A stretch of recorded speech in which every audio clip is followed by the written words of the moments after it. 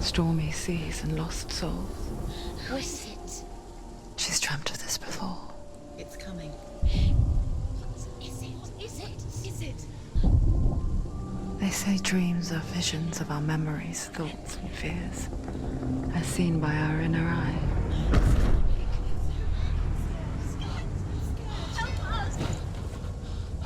But what if each one of us is always dreaming, even when awake? And we only see what our inner eye creates for us. Is this what hell is? A world shaped by Senua's nightmares. Maybe that's why people fear seeing the world through her eyes. Yes, she's scared. Because if you believe that Senua's reality is twisted, you must accept that yours might be too.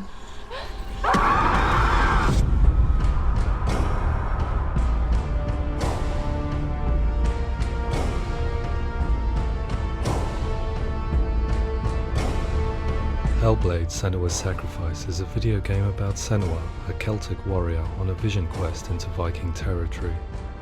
But what sets our hero Senua apart is that she suffers from severe psychotic mental illness.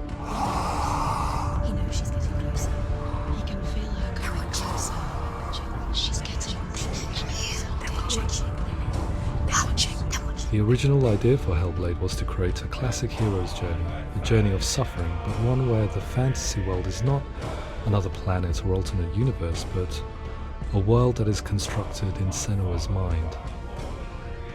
But to do so would mean putting psychotic mental illness at the center of the experience, a subject that is still considered taboo, and a challenge that was both terrifying and exciting in equal measure. In Hellblade, the starting point was a newly discovered Celtic goddess called Senuna in Ashwell, Hertfordshire. When first discovered, her name was thought to be Senua, a name which I liked and kept. I wondered if Senua might have been a Celtic warrior like Boudica who stood up to the Romans. While the Romans had conquered all of Europe, there was a group of Celts up in the furthest reaches of the Roman Empire that could not be conquered, the Picts. And so the Romans built a wall, called Hadrian's Wall, that spans across Britain from sea to sea to keep the Pictish barbarians at bay. The Picts were known for their war paint, painted on with woad, and their matted hair clumped with lime. And so Senua would be a barbarian Pict in this image. What's your name? Senua. I haven't seen you before. I don't live home much. Oh, Zeno's daughter. I have to go. Wait! Orkney is off the coast of Scotland and was inhabited by the Picts, steeped in history and mystery, and so I made Orkney Senua's home and set the stage for a crisis. In the late 8th century, the first Vikings landed on the Orkney Islands. The population of the Picts crashed thereafter, replaced by the Norsemen of the 9th century. Were they wiped out? We don't know for sure, but it would seem likely given the reputation of the Vikings. The Northmen's brutality is legendary. High-ranking leaders and chieftains of the tribes they conquered were often offered as sacrifice to their gods. The most brutal of these sacrifices was known as the Blood Eagle. I imagine Senua as a young female warrior who returns home from exile to find her partner, Dillion, brutally sacrificed to a Norse god by these hellish warriors from a faraway land. I imagine the horror of this moment and how it would have dragged her deep into mental torment.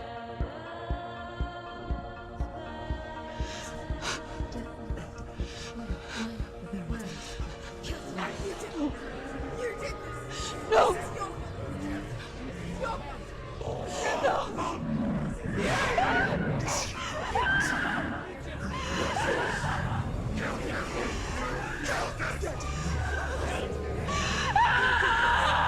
I came to learn that the Celts had a sophisticated and nuanced perspective on the nature of mental disorder. One term they used was Gelt. A Gelt is a man or woman who has been driven mad by a curse, battle trauma, or grief. The Gelt would take to a life in the woods in search of penance, punishment, and purgation. And so Senua became a Gelt, cursed by darkness, looking for redemption in the wilds.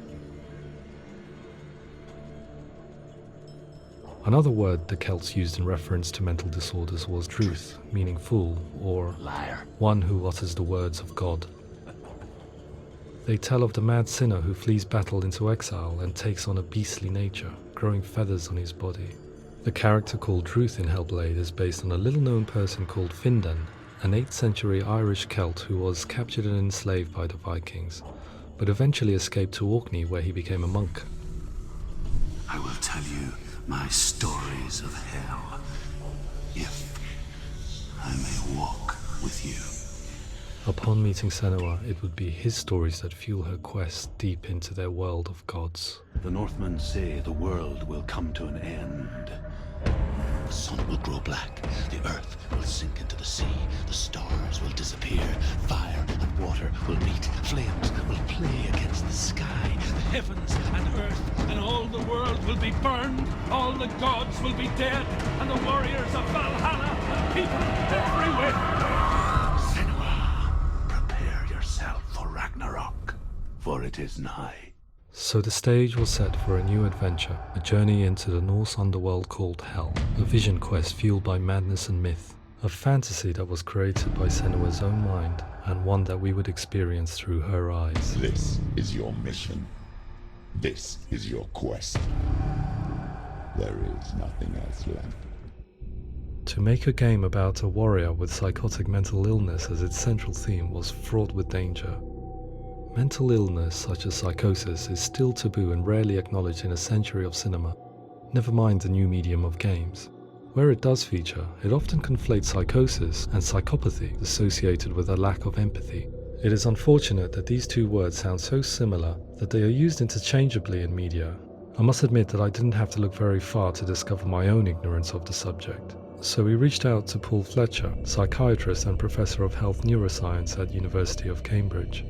Psychosis is a descriptive term, and it refers to having a loss of contact with objective reality. So it's characterized by two main sets of symptoms. One of them is hallucinations, where somebody experiences perceptions when there is no actual objective thing out there to perceive. You're already dead. Who are you? And the other is delusions, where somebody comes to very often bizarre, unpleasant, frightening beliefs when there's no good evidence in favor of them. There's no doubt about it. The source of the darkness is in Helheim, and the goddess Hela holds his soul there. We reached out to Welcome, a biomedical research charity that spends billions on research and awareness programs aimed at improving health. Mental health hasn't always been presented in the media in a way that is particularly helpful. It can be challenging to engage people with the subject matter, and there are a lot of preconceived ideas about mental health, and particularly schizophrenia and psychosis. So we hope our support allows the team to continue to collaborate with Paul Fletcher and with those who have experience of psychosis to create a game that provides a fresh perspective on the condition and allows audiences to engage with it in a way that just wouldn't be possible in any other medium. What started out as a brief consultation convinced me that we were only scratching the surface of an immensely deep and interesting subject that could enrich and change the very nature of the game. That's cool. Thanks so much for coming here. Pleasure. Thanks. It's really interesting for me, and I'd love to be involved. I think it's fascinating. Absolutely. Our understanding of psychosis is still very much a mystery, and ways of treating it are still primitive compared to physical illness. After all, it is easy to see the pain and suffering caused by physical diseases or physical trauma. It is not so easy to see the mental suffering and trauma of severe mental illness. But what if we could find a way to see it? Games are capable of drawing you in for hours on end, playing the role of a character who is different from you, experiencing their perspective, and actively involving you in a world that functions with a different set of rules. That voice is not a kind. That voice calls you to your death. It's an evil voice. If we were to represent Senua's psychosis, we would have to simulate voice hearing, a common attribute. But how can we simulate something we have no first-hand experience of? Professor Charles Fernyhough, a leading expert in voice hearing from Durham University, offered his help. Hearing voices is an experience that is usually associated with severe mental illness, and crucially we know that hearing voices is a part of ordinary life for many people who don't meet the criteria for mental illness. Yeah. Oh, that's not him in real life. We know voices vary according to where they appear in space. Voices can appear far away in the distance, they can appear right there in your ear, they can seem to be coming from inside your head. Based on the information Professor Fernie Ho provided, I put together a sound brief and invited some actors to the studio. We recorded the actors using a binaural microphone, which records the 3D spatial position of sound, replicating the way sound is heard by human ears. It gives you an incredible sense that the person you are listening to is right there beside you. Can't see how she's going.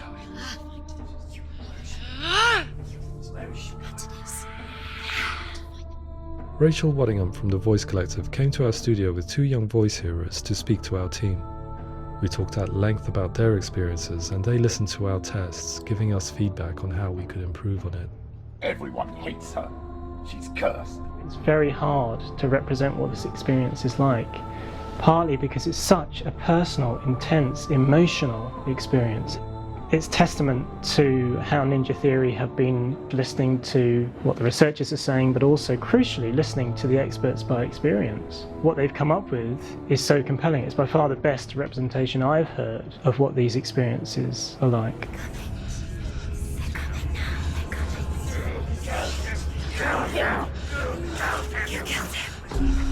Other common attributes of psychosis are visions and flashbacks.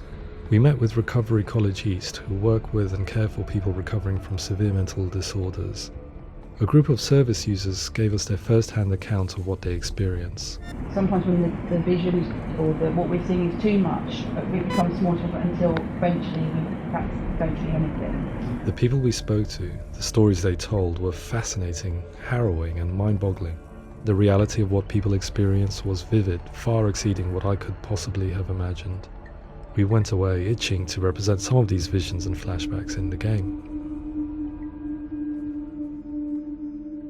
As we all know, my heart is so, love is so far away. Don't you know how I wanna feel deeper? I could never know how you grow, all these days are killing me. Now I see deep in me insanity does unfold. I just wanna feel deeper, deeper. I just wanna feel deeper, deeper.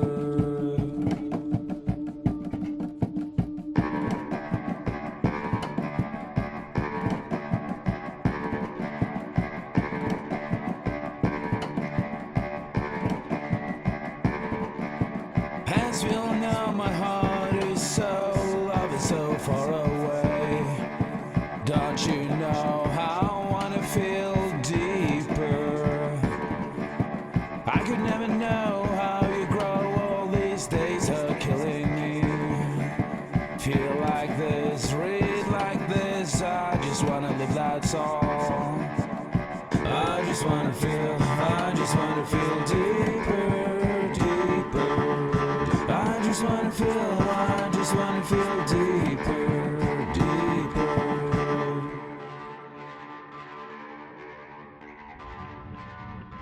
To refine our work, we continue to hold meetings with Recovery College East over the course of a year and a half, showing them what we had achieved so far and refining the in-game representations based on their feedback.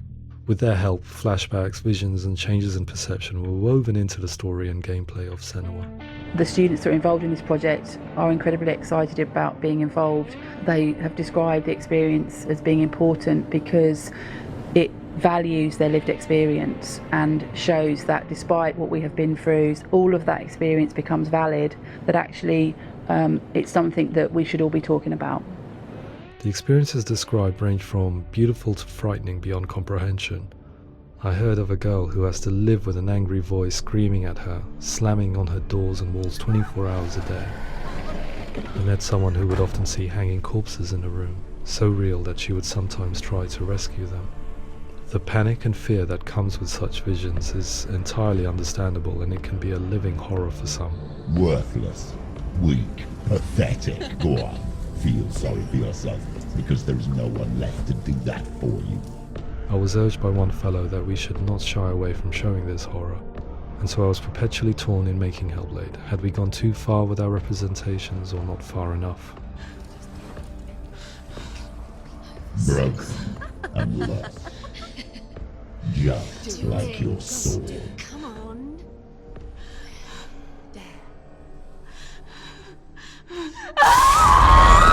In some ways, voice hearing and visions were the low-hanging fruit, so to speak. There's another aspect of psychosis that is much harder to explain, but one that I think video games are uniquely able to represent, which are often called delusions.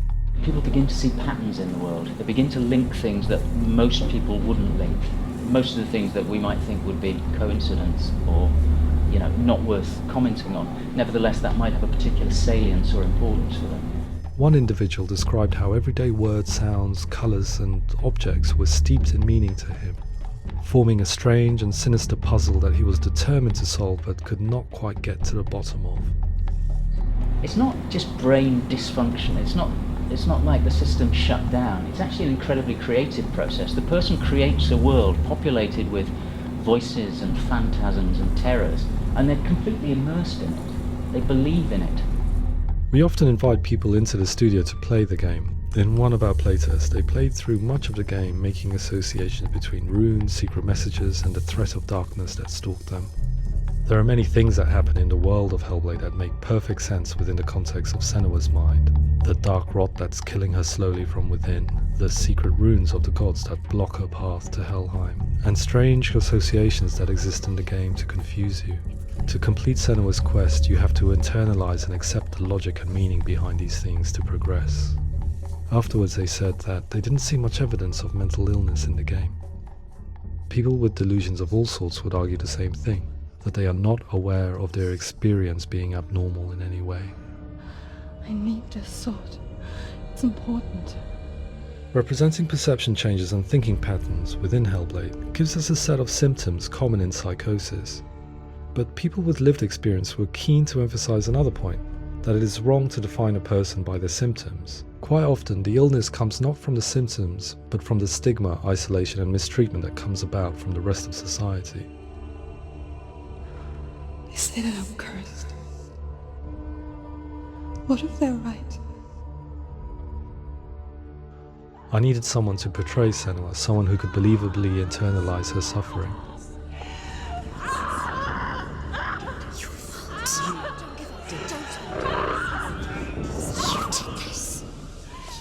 Melina Jurgens, our video editor, had been a stand-in for Senua over a few months while we perfected our motion capture techniques.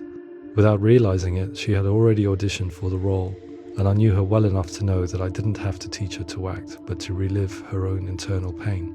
As often is the case, those who have suffered mental anguish are never far from us.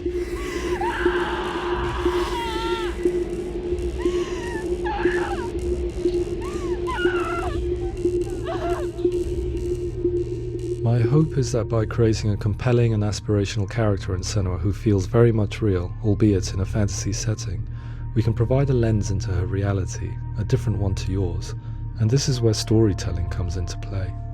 I imagined her life based on common threads in real people's lives. She was always prone to psychosis as a child. Her mother Galina also heard voices and had visions, so perhaps there was a genetic aspect. Or perhaps it was cultural, as she lived within a world without science, of gods and a superstition, as exemplified by her druid father Zimbal. Psychosis developed in her late teens to early 20s and was exacerbated by stigma and isolation at the hands of the clansmen and her father. This darkness. It's spreading. The trauma of seeing her lover Dillian sacrificed tips her over the edge, making her remodel her reality around a concept that connects everything: the darkness. So the question, is what Senua experiences real? Can only be answered by saying, yes, it is real. It is her reality. All of her suffering will have been for nothing. It's just a matter of time. Towards the end of the project, service users and professionals that had collaborated with us were invited to see the near-final game. It was a chance to see if the game had reflected their views or if it had misrepresented them. For me, being involved in especially developing Senua's character has been really important, and being able to bring in my perspective and what I see and what I hear and having that built into the game has been a real privilege. It's gritty and it's meaty, and there are some tough subjects in there that are being tackled with honesty.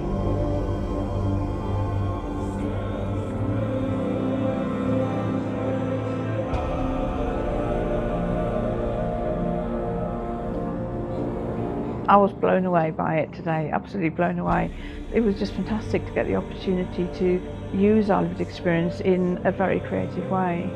There's nothing tokenistic about the work we've put in. It feels like we've been listened to, things have been taken on board, and I think there was a lot of realism in the game itself, and it feels very authentic.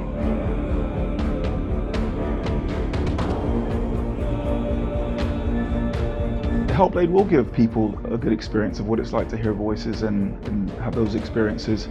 I'm glad that the guys at Ninja Theory kind of asked us to come along and help them build an experience that's positive when it comes out, and get myself a copy and have a go.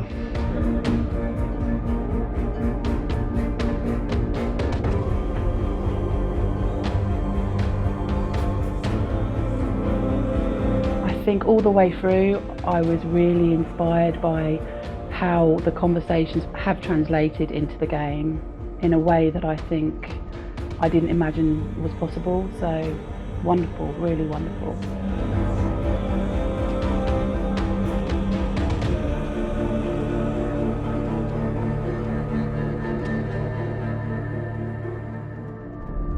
I really hope that others will follow the lead they've set and use the power of something like a video game to change people's perceptions, to increase understanding, and ultimately to make some of the stigma around voice hearing and other experiences go away.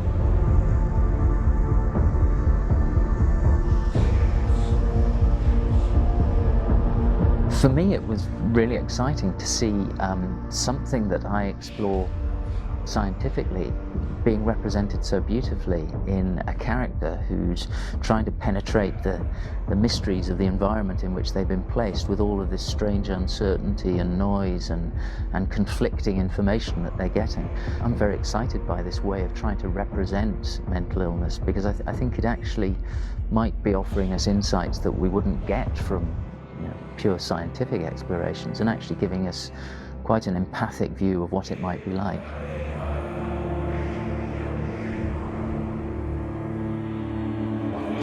Mental illness has been with us for as long as we have been on this planet, but why? Why hasn't evolution stamped out this weakness from within our gene pool? I often pondered this question until I realized that the question had an inbuilt flaw.